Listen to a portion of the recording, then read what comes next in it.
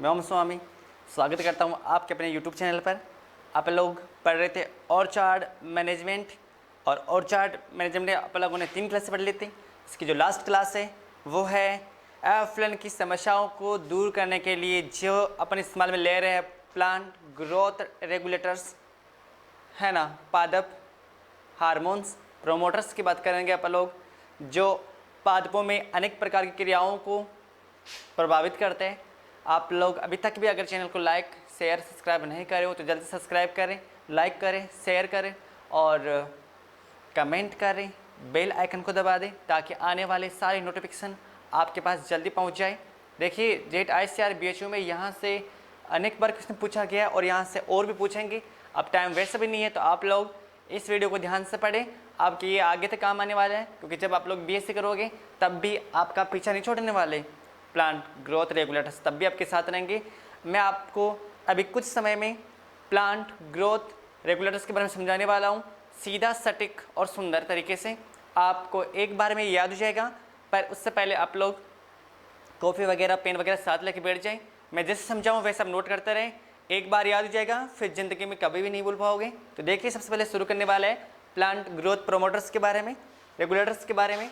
देखिए plant growth regulators ये पौधों में विशेष प्रकार से उत्पन्न होने वाले ऐसे रसायन है जो पौधे में किसी एक भाग से, किसी सूक्ष्म भाग से उत्पन्न होकर उत्पत्ति स्थल से दूर जाकर पौधे की अनेक क्रियाएं जैसे फल लगना, पुष्प लगना, उनकी वृद्धि, जड़ों की वृद्धि, सब पर अपना प्रभाव डालते हैं। इनको प्लांट ग्रोथ रेगुलेटर्स पादप हार्मोन्स कहते हैं। दोबारा सुन लें कि ये पौधों में उत्पन्न होने वाले ऐसे रसायन होते हैं जो उत्पत्ति स्थल से उत्पन्न होकर वहाँ से दूर जाकर पौधे की अनेक क्रियाओं को क्या करते हैं, प्रभावित करते हैं।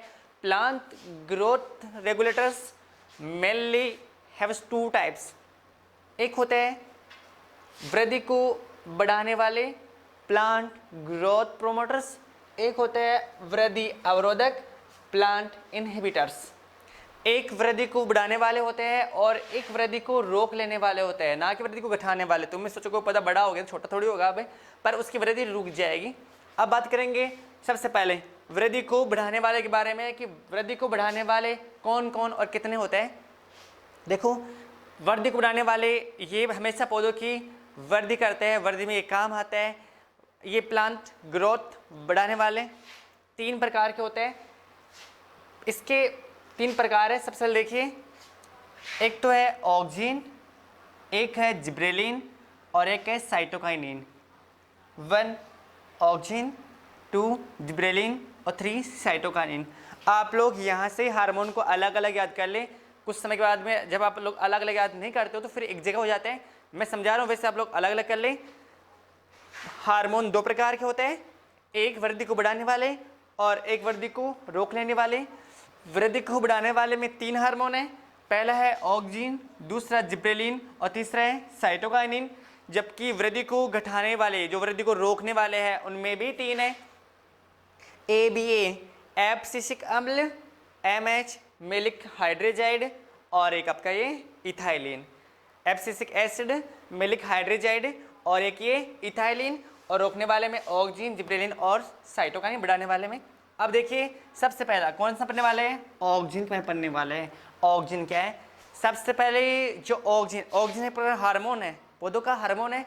यह नाम सबसे पहले FW वेंट ने दिया। किसने दिया? FW वेंट ने दिया। ऑक्सिन एक विशेष प्रकार का हार्मोन होता है। मैं इसको बताऊं कि यह हार्मोन पौधों की पत्तियों में बनता है। यह हार्मोन पौधों की पत्तियों में प्राकृतिक रूप से बनता है।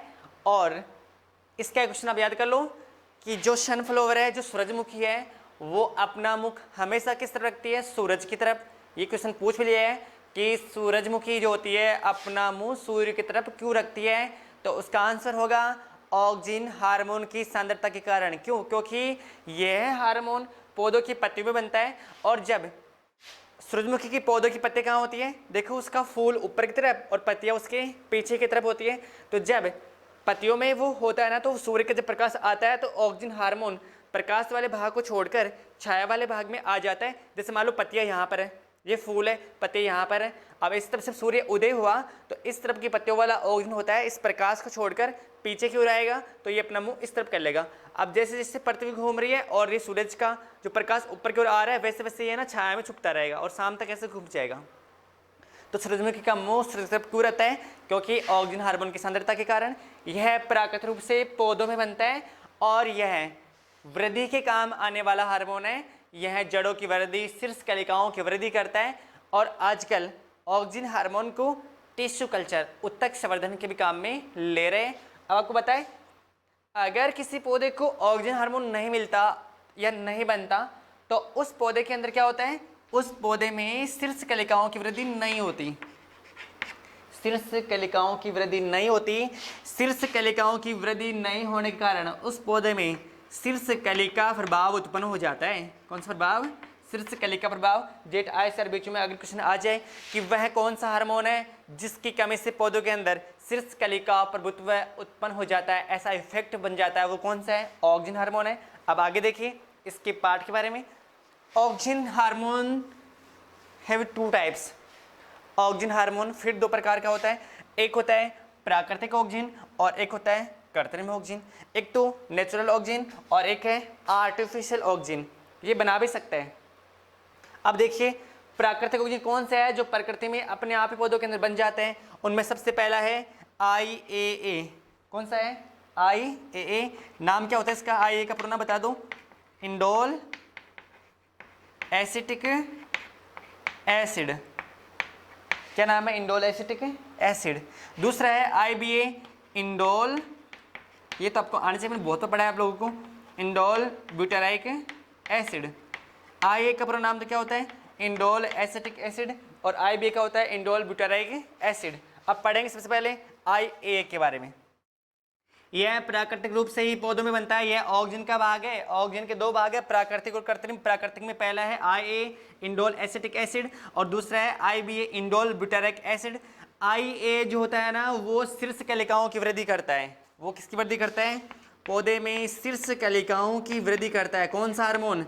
IAA हार्मोन पौधे में शीर्ष कलिकाओं की, फूलों की, इनकी वृद्धि करता है। आपसे पूछ लेंगे ऑक्सीजन का वह कौन सा भाग है जो शीर्ष कलिकाओं की वृद्धि करता है, फूलों की वृद्धि करता है और न्यू बर्ड्स की वृद्धि करता है, तो कौन सा है? IAA, full form indole acetic acid. 2 number IBA, ये बाजार के अंदर रूटेक्स या सेरोडेक्स के नाम से मिलता है। किसके नाम से? रूटेक्स या सेरोडेक्स के नाम से मिलता है। Full form indole butyric acid है। यह भी प्राकृतिक हार्मोन है, प्राकृतिक ऑक्सीजन का भाग है। इसका जो मेन क्वेश्चन है, यह जड़ों की वृद्धि के काम में आता है। पौधे में जड़ों की वृद्धि के काम में आने वाला हार्मोन कौन सा है? इंडोल ब्यूटारिक एसिड है। अगर आप लोग किसी भी पौधे की कलम लगाना चाहते हो, जड़, तना, पत्ती, फूल लगाना चाहते हो, जैसे मान लो किसी पौधे की जड़ लगा रहे हो, कलम लगा रहे हो, तना लगा रहे हो, तो उनमें शीघ्रता से जड़ें उत्पन्न करने के लिए आप लोग इसी IBA, indole butyric acid hormone से उसे उपचारित करें, जल्दी से जड़ें निकल जाएगी। तो यह जड़ों की वृद्धि के काम आने वाला है। पूछेंगे जड़ों की वृद्धि के काम आने वाला हार्मोन कौन सा है? IBA, indole butyric acid. तीसरा है NAA, फुल फॉर्म बताओ? नेप्थेलीन एसिटिक एसिड। ये कृत्रिम ऑक्सीजन है। और इसका अगला वाला है 2,4-D। इसका नाम मैंने बहुत बार पूछा है, आधे लोग तो बताते नहीं थे। 2,4-D पूरा नाम क्या होता है? 2,4 डाइक्लोरोफिनॉक्सी 2,4 डाइक्लोरोफिनॉक्सी एसिटिक एसिड। वापस बोलो, 2,4-D की full form 2,4 dichlorophenoxy acetic acid. अब पढ़ने वाले हैं ऑक्सीजन के कृत्रिम भाग में। सबसे पहला है नेप्थेलीन एसिटिक एसिड। यह बाजार में अपने व्यापारिक नाम प्लानोफिक्स के नाम से मिलता है। किससे मिलता है? प्लानोफिक्स से मिलता है। यह फूल व फल वाला हार्मोन है। कौन सा हार्मोन है? फूल व फल वाला हार्मोन है। यह फूल व फल लगाने के काम में आता है। अगर कच्चे अवस्था में फूल फल झड़ रहे हैं तो उसका 20 ppm का आप छिड़काव कर दो नेप्थेलीन एसिटिक एसिड का। फल नहीं लग रहे तो भी आप लोग नेप्थेलीन एसिटिक एसिड का 20 ppm का छिड़काव करो, पर्याप्त मात्रा में फल और फूल लग जाएंगे। तो आपसे को पूछें कि फूल व फल वाला विशेष हार्मोन कौन सा है, तो नेपथलीन एसिटिक एसिड है। नेक्स्ट है 2,4-D। 2,4-D ये क्या चीज़ है, यह एक विशेष प्रकार का हार्मोन भी है और खरपतवारनाशी भी है। याद कर ले, पूछ लेंगे कि वह कौन सा है जो एक प्रकार का हार्मोन और खरपतवारनाशी है, तो वो कौन सा है, 2,4-D है।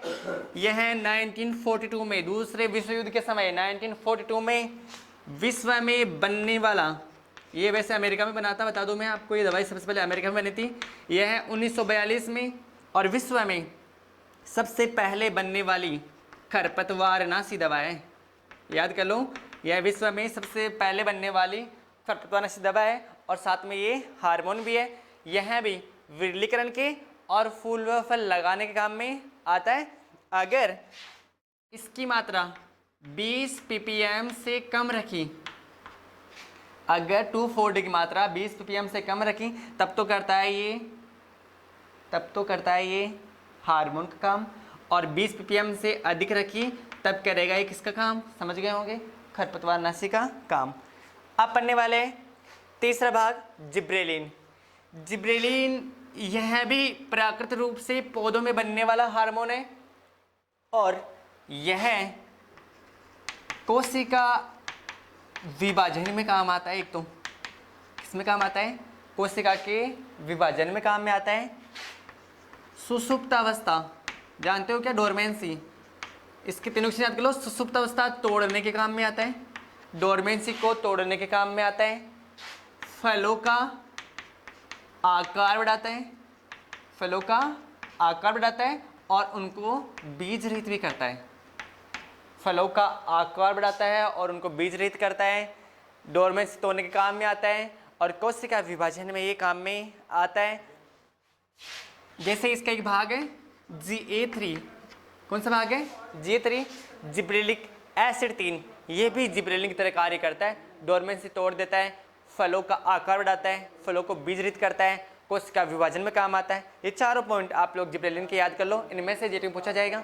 नेक्स्ट है साइटोकाइनिन, यह भी प्राकृतिक हार्मोन होता है, वृद्धि को बढ़ाने वाला हार्मोन होता है। यह कोशिका विभाजन, देखिए याद करना, यह कोशिका विभाजन को प्रेरित करता है। कोशिका विभाजन को क्या करता है, प्रेरित करता है। जबकि ये क्या कर रहा था जी, ये कोशिका विभाजन में काम आ रहा था, ये कोशिका विभाजन को प्रेरित करता है और फलों का आकार बढ़ाने में भी काम में आता है। नेक्स्ट है वृद्धि के अवरोधक, वृद्धि को रोक लेने वाले, ध्यान दे, वृद्धि को रोक लेने वाले में 3 थे, ABA, MH और इथाइलिन। ABA का प्रोनाम क्या होता है, एब्सिसिक एसिड, एब्सिसिक एसिड, इसे एंटी जिब्रेलिन कहा जाता है। क्या कहा जाता है, एंटी जिब्रेलिन। यह ऐसा हार्मोन होता है जो क्या करता है, देखो जो पौधों की पत्तियां होती है ना, पौधों की पत्तियां, ये पत्तियां जिस डाली से जुड़ी हुई रहती है, प्रतिकूल परिस्थितियां होने पर ये ABA हार्मोन पौधों में यहाँ पर यहाँ उत्पन्न होकर डोरमेंसी में पौधे को ले जाता है, सुषुप्त अवस्था में पौधे को ले जाता है, जिससे पत्तियां यहाँ ये ABA हार्मोन बनाएगा, एब्सिसिक एसिड यहाँ बनाएगा, जिससे पत्तियां टूट कर नीचे गिर जाती है। जब पौधे की सारी पत्तियां टूट कर नीचे गिर जाती है तो पौधा किस में जाएगा, डोरमेंसी में जाएगा। इसलिए इसको एंटी जिब्रेलिन कहा जाता है, क्योंकि ये तो डोरमेंसी लाता है और ये डोरमेंसी तोड़ देता है। जिब्रेलिन तोड़ता है और ये लाता है, इसलिए ये इसका एंटी हो गया, इसलिए इसको एंटी जिब्रेलिन कहा जाता है। यह सुषुप्तावस्था लाने का काम करता है, यह सुषुप्तावस्था लाने का काम करता है, पौधे को सुला देता है, इसे एब्सिसिक एसिड कहा जाता है। नेक्स्ट है MH, इसका प्रनाम होता है मेलिक हाइड्रेजाइड, मेलिक हाइड्रेजाइड। यह भी वृद्धि का अवरोधक हार्मोन होता है और विशेष प्रकार से इसे है ना, इसे विशेष फूड स्टॉप बोलते हैं। ये विशेष रूप से प्याज के भंडारण में प्याज के अंकुरण को रोकने के काम में आता है। मेलिक हाइड्रेजाइड प्याज के भंडारण में प्याज के अंकुरण को रोकने के काम में आता है। ये जेट में पूछा गया, दोबारा भी पूछ ले, इससे भी समझ लो। अब नेक्स्ट है इथाइलिन, इसकी 3 बातें आप याद करो। यह भी वृद्धि का अवरोधक हार्मोन है। यह एक विशेष प्रकार का गैसीय हार्मोन होता है। कौन सा हार्मोन होता है? गैसीय हार्मोन है, और यह फलों को पकाने के काम में आता है। किस काम आता है? फलों को पकाने के काम में आता है। कौन सा हार्मोन? Ethylene hormone. अब इसी इथाइलिन का एक हार्मोन है, इसी के और भाग है, एक तो है इथेफोन और एक है इथरेल। एक तो है इथेफोन और एक है इथरेल।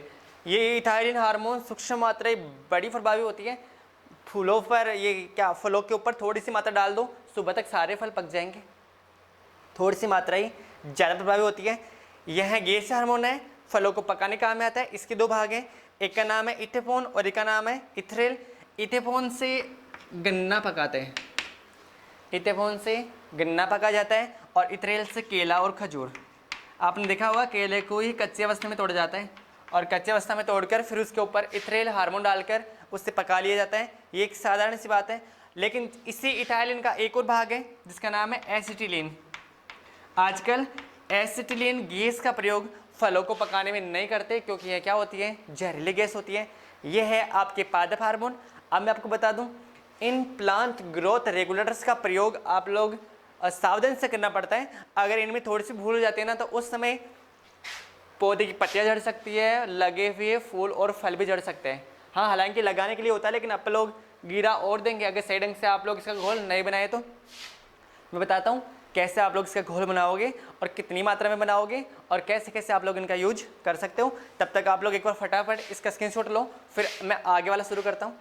तो ये हार्मोन आपको याद होने चाहिए, ये आगे तो आपके पास में आ जाएंगे। अब देखिए इनका प्रयोग कैसे करोगे, इन हार्मोन्स का प्रयोग आप कैसे करोगे, कितनी मात्रा में करोगे और कैसे कैसे कर सकते हो, क्योंकि विशेष ध्यान रखना पड़ेगा इनकी मात्राओं का।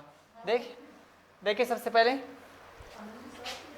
इनका प्रयोग अपन लोग ppm में करते हैं। ppm का मतलब होता है पार्ट पर मिलियन, पार्ट पर मिलियन।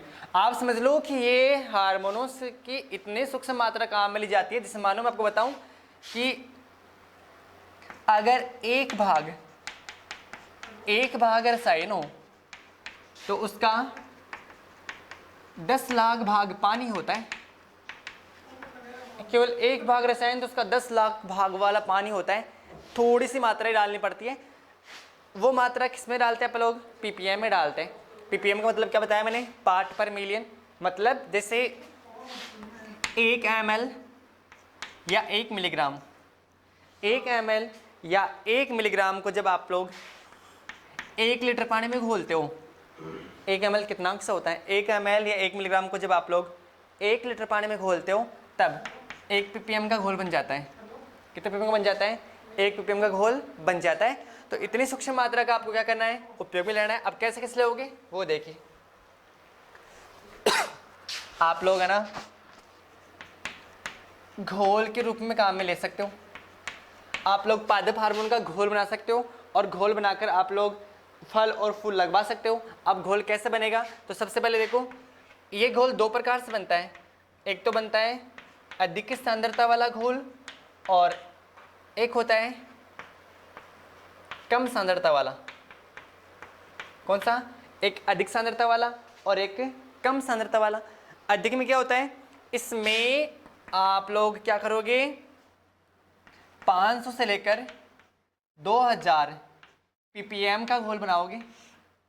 हार्मोन्स का 500 से 2000 में बता दिया ppm का घोल कैसे बनता है। वैसे ही 500 से 2000 ppm का घोल बनाओगे, और केवल कुछ सेकंड से लेकर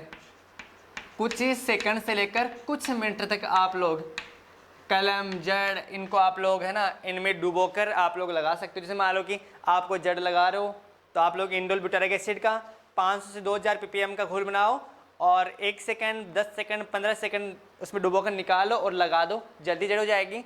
अगर कम समय बनाते हो, कम का जैसे मान लो कि 25 से 50 ml का बना रहे हो, 25 से 50 ppm का बना रहे हो, तो आप लोग इसमें जड़ों को है ना 24 घंटे के लिए डुबोकर रख दो, और फिर जाकर आप लोग इनको लगा लो। ऐसा कर सकते हो। अगर ऐसा नहीं करते हो तो आप लोगों के पास दूसरा उपाय है, छिड़काव कर दो। आप लोग प्लांट ग्रोथ रेगुलेटर्स का घोल बनाकर आप लोग उसका पौधों के ऊपर क्या कर सकते हो? छिड़काव कर सकते हो। जैसे मान लो कि निम्बूर के पौधों में फल नहीं लग रहे, तो आप लोग प्लानोपिक्स हार्मोन लाकर घोल बनाकर पौधे पे क्या कर सकते हो, छिड़काव कर सकते हो। अगर ऐसा नहीं करते हो तो आप लोग पाउडर के रूप में काम में ले सकते हो। जैसे बाजार में सेरोडॉक्स है ना, रूटेक्स पाउडर आते हैं हार्मोन के, है ना। तो आप लोग ये पाउडर लाकर इस पाउडर का छिड़काव करके आप लोग फूल और फल लगा सकते हो। ऐसा भी नहीं करते हो तो आप लोग है ना क्या करोगे, पेस्ट बना सकते हो, पेस्ट। देखो हार्मोन को लाकर आप लोग किसी भी जेल के साथ में इनको घोलकर इनका पेस्ट बनाकर फिर आप लोग इसको उपयोग में ले सकते हो। अगर ऐसा भी नहीं करते हो तो आप लोग वाष्प के रूप में इनका प्रयोग कर सकते हो। वाष्प कैसे, जैसे ग्रीन हाउस जो ग्रीन हाउस होते हैं जहाँ पे सब्जियां अपन लगा के रखते हैं, उनमें आप लोग हार्मोन को किसी गर्म प्लेट पर डाल दो, वो गर्म होगा तो वाष्प के रूप में पूरे में चल जाएगा, इससे भी काम कर सकते हो। अगर ऐसा नहीं करते हो तो फिर आप लोग एरोसोल के रूप में आप लोग इसे अपना सकते हो। इसमें क्या होता है, इसमें पंप में डालकर नोजल वाला स्प्रे होता है ना, देखा होगा जब कटिंग दाढ़ी करते हो उसमें वो नाई करता है ना, ऐसे वाले स्प्रे में डालकर आप लोग उसका उपयोग भी कर सकते हो। और ऐसा नहीं करते हो तो आप लोग इंजेक्शन के माध्यम से इनका प्रयोग कर सकते हो। पौधों के जाइलम तक में आप लोग इस हार्मोन का इंजेक्शन लगा सकते हो, जिससे फूल और फल लग जाएंगे। तो ये थे आपके प्लांट ग्रोथ रेगुलेटर्स, और ये आपका ऑर्चार्ड मैनेजमेंट पूरा हो चुका है। ये आप लोग याद करके नोट्स में उतार ले और इसे याद कर ले। इनमें से जेटी में आज 4 में बीचों में अच्छे क्वेश्चन पूछे जाते हैं। और अगर चैनल को लाइक नहीं किया, शेयर नहीं किया, सब्सक्राइब नहीं किया, जल्दी से करें, बेल आइकन को दबाएं। Thank you.